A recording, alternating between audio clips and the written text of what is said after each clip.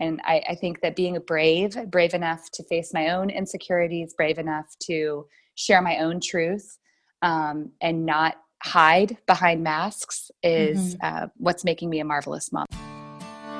Welcome to the Marvelous Moms Club podcast. Discover yourself, break out of mediocrity, and become the mom you've always aspired to be. Here's your host, Kirsten Tyrell. Hey everybody, welcome to today's episode of the podcast. I'm so excited to be joined by an amazing woman who, I was just telling her before we started recording that I always feel like the right people come to me. You guys have probably heard me say this a dozen times or more, but today I really need her. I need her message. I need to kind of hear what she has to share with us. So welcome to the show, Christina. It's so great to have you here. Thank you. Thank you so much. I'm glad to be here. So give everybody, I always like to kind of get a background on like your family life, kids, ages, stages, kind of where you're at in motherhood right now. Absolutely. The crazy, chaotic stage for sure. So we moved across the country from Texas. We were in San Antonio, Texas, and moved to Richmond, Virginia about 2 years ago, almost to the day. And I have a 9-year-old son, will be 10 in the end of the summer. And then I have twins, boy-girl twins, that will be turning 5 in the middle of May. So how fun. Yep. Crazy, super chaotic fun, stage. Super. Yeah. It's a nonstop stage that we're in, but it's lots of fun. Yeah. So what inspired the move? Was it for work or was it just for a fun choice? Yeah, it was mostly for work. My husband is in the healthcare world. And so it was a good opportunity for him to be able to do what he does over here. And I loved the idea, very frankly, of living where there are seasons. I'm born and raised Texas girl. And so, we really have like 1.5 seasons there. So we've enjoyed living on the East Coast and having some true fall. I don't know that we're going to get spring this year. I think it's going to skip straight to summer, but yeah. I think it's happening pretty much everywhere, right? Like we had about agree. 2 days of spring and then it's like, oh, okay, we're ready for the 90-degree weather. I mean, it's nuts. It's nuts. It's crazy. Yeah. So tell everybody a little bit about, give us like a background on outside of motherhood, but it's still connected to motherhood, everything that you do. Just maybe a little backstory on what led you to be in the space you are now with public speaking, with everything that you're trying to create and the message that you're trying to share with the world. Yeah, absolutely. So I guess in a nutshell, I started out in a corporate career. I was doing training and development, and I got recruited over into the IT world and was, doing the sales and marketing thing and, really loving it and that kind of thing, but also always feeling this internal drive to stay close to my mission of connecting people. And I've been through several different stages of my life. I feel like we all go through these major transitions at different times in our life. And one of mine started with not really anything I could control, but a family trauma. My brother had a very terrible car accident, and it sort of spiraled into some, different challenges. And I personally went through a 10-year battle with eating disorders. And really that was the opening up of what taught me through, pain and suffering, what it means to live in an isolated, lonely world. And the healing of that really came from opening up, revealing my truth, and allowing other people to be connected and, to give me peace and grace and hope. And once I went through that over and over, right? So then I became a mom, and man, becoming a mom was nothing like what I thought it would be. And it was just, I felt like an instant failure, honestly. It was like, whoa, this is not. And once again, I just, these people surrounded me and lifted me up and encouraged me. And so every time I experienced this, this same pattern, I got to a point in my life where I was like, you know what? This is what I'm supposed to do. I'm supposed to share this message, that connection and authenticity and grace. I mean, this is the life-giving blood of life, and we all need it. We all need it, no matter what. And so, that's what I do from a public speaking standpoint. I mainly share that story. I share, what I've been through, but I talk about the power of your personal story. And when you share it, that you're automatically opening up this invitation to have a relationship built on truth and built on grace and built on, just beauty and not based on the superficial stuff of life. Yeah. And I try to do that with my parenting too. I really do. I think the more that I probably say I'm sorry to my kids at least once a day, right? But I sure as heck say I love you and you're beautiful and perfect and awesome and amazing, as much as I can too. So yeah, I that's love really what I do.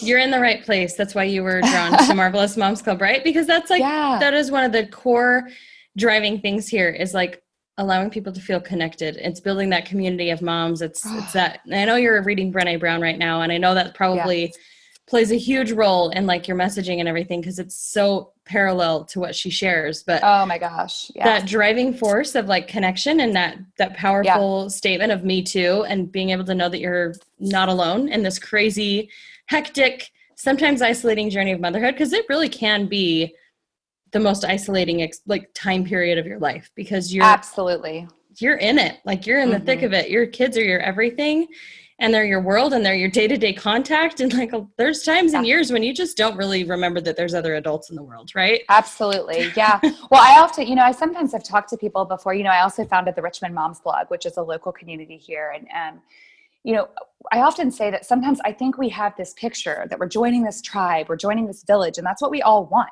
And we absolutely are. But the initial transition into that for almost everybody I've ever talked to, which at this point is hundreds and hundreds of moms, it's an isolating, shocking transition. And so you think you're joining this, beautiful village, and then you feel totally alone. And so it's like, wait a minute, this isn't what I thought. And so, that connection. And as you said, Brené Brown, absolutely, her work has inspired all of my work. She oftentimes talks about how Maya Angelou's work inspires her work. And I think of like Brené and what she's, just her message of courage and vulnerability, and that really is what allows us to have, a sense of belonging and a sense of just ultimate peace and connection with each other. So, yeah. So and we need more of that, by the way, because we live in such a curated, look at my beautiful, perfect life. And I think, so many people, I think we're seeing the pendulum swing already with people like you and I that are in this world that, man, we all know that it's a show, and we're saying, I don't want to sign up for the show anymore. I want something real. So there's a huge shift happening. And I was just talking to a guest on a different show that I have about this yesterday. And I feel like it's such a space you can go into and just talk about for hours and hours, is that battle with the social media and the idealism and all that kind of stuff. And it's so hard as a business owner when you have to spend some time there to promote the messages that are really good and positive. Right. But this is why I have a podcast. This is why I love public speaking myself. This is why I love connecting with people in a room instead of just through a feed. And it's actually really hard for me to get invested in posting on social media. Like, it's like what I'm supposed to do, air quotes, supposed to do, but I don't really want to, because I feel like I'm feeding a beast, and I don't, I feel like you're in my head. I was just having this conversation with my husband a couple of days ago. It's like, I will say he encouraged me, but you're using it for the right reasons, right? And you're putting the good stuff out there, and you're, and that's absolutely the truth. But my joy, my passion is just in hearing the stories and actually connecting to people. And so, the podcast and getting to actually get out with people. One of the things we do in our blog community is we have live events on a regular basis, because we know, a lot of times you're stuck at home, and, that's where you get that little touch of adult connection sometimes, especially in the early years of mothering. But what do we all want? I mean, we want to be together. It's like a human instinct. So. It totally is. Yep. Yeah. It's very, very innate. Yeah. So talk to me about how you kind of use these things you've learned and what you speak about with your children. And the reason I told you I was like kind of emotional about having you on today is because I have a son, my oldest son, I've probably talked about him a handful of times on here, who is struggling, and we've put him through a program that's supposed to kind of help, and it has, but he's all of a sudden reverted back to this, like, right back into the problems that got us in there in the first place. And right now, all I want to do is just drop everything and just connect with him and love him and help him. Yeah. And it's hard to battle when you're talking to somebody, and I hate to use the term like normal, but like a normal functioning child isn't, you talk to them in a different way. Like, I have a son who doesn't have these issues, but when I talk to him, I have to remember I'm not going to be able to connect with him in the same way. It's going to be a totally different relationship. So not that you have to answer my problem, but I'm just telling you where I'm coming from. Yeah. Of tell me how you can, what you kind of encourage mothers to do in connecting with their children like that. Sure, absolutely. So first and foremost, I mean, everything that I talk about from a parenting perspective is because I've gone through it myself, right? Mm-hmm.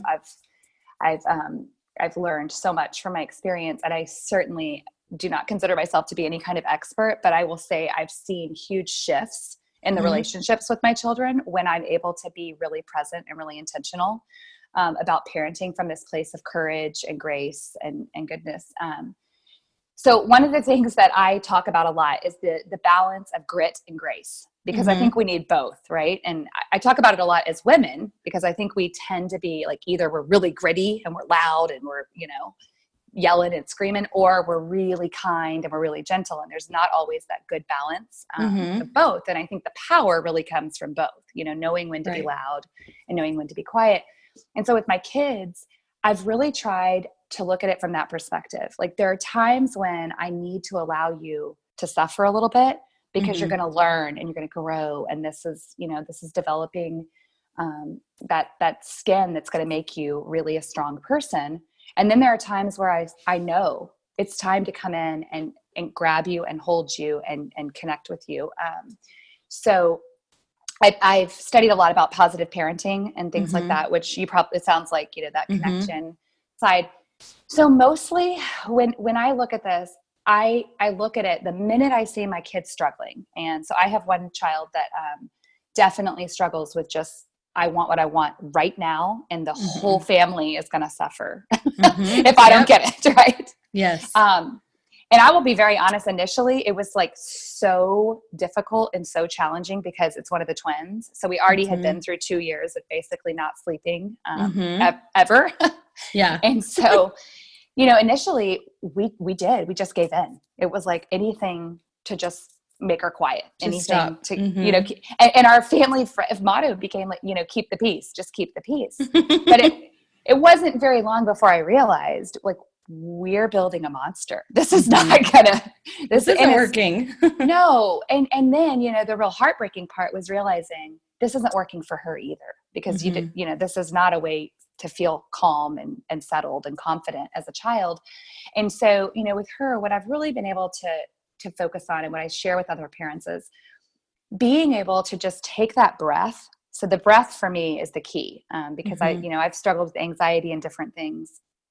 So first and foremost, just catching myself and taking just that quick breath and saying, hold on before I respond to this.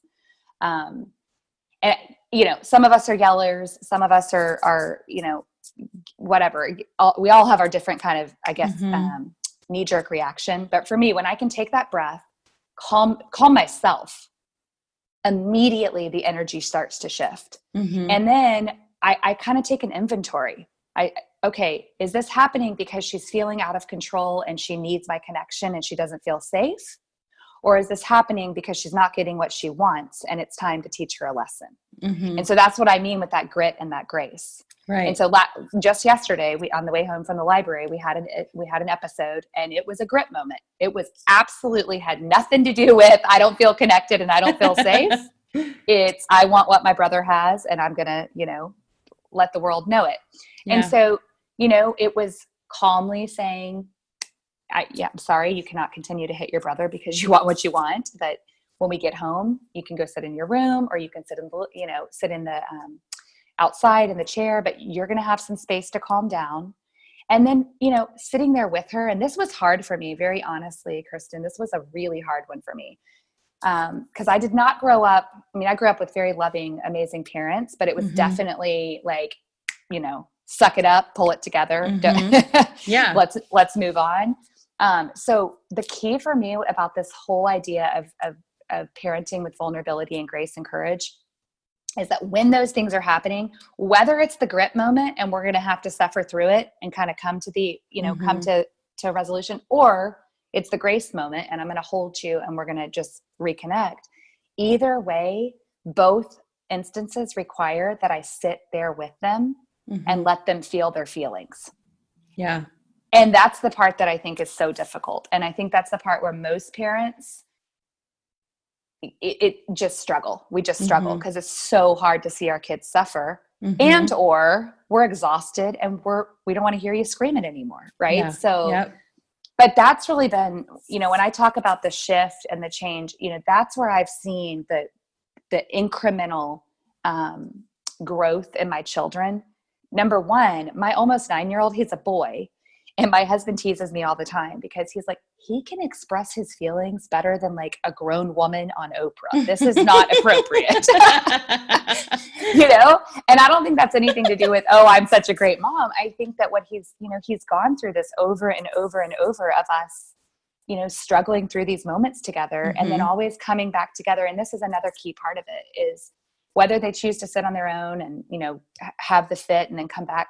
But at the end, whether that's 10 minutes later or an hour later, coming back and talking about it. What do you think was happening? When you were yelling and screaming and kicking, what did you feel? Did you feel scared? Did you feel lonely? What did you feel?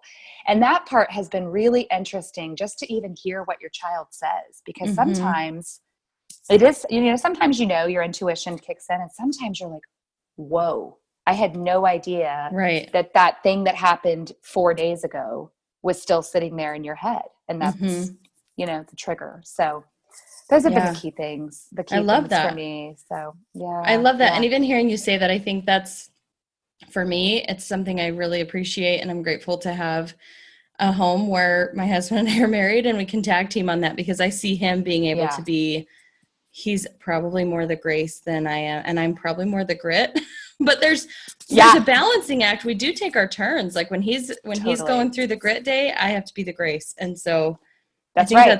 That's right. It's good. Yeah. It's good to be able to tag team, but if you can't, if you're not in that ideal circumstance where you have the partner to help you out, like it's kind of good to be aware and acknowledge that there's going to have to be a shift in the way you handle certain situations. Yeah. Yeah. And I think it's almost like anything with our kids. I oftentimes think of my kids as mirrors. They're oftentimes showing us what's going on inside us, because typically when I lose it and I'm not able to handle it, I've already had something else going on that day.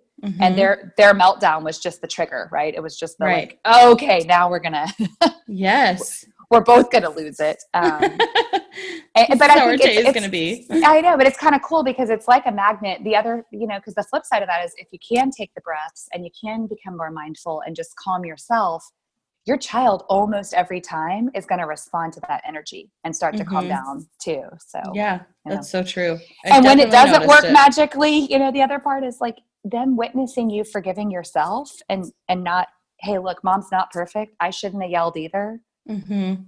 Let's both apologize. I mean, there's a lot of value in that for our kids these days as well. Yeah, so, you're absolutely right. Yeah. Well, this is exactly what I needed. As I said, it's always beneficial to kind of, I was just thinking as you're talking, I'm like, I should probably go re-listen to episodes that I've done, because I know every single time I come away feeling so much stronger and so much more lifted up.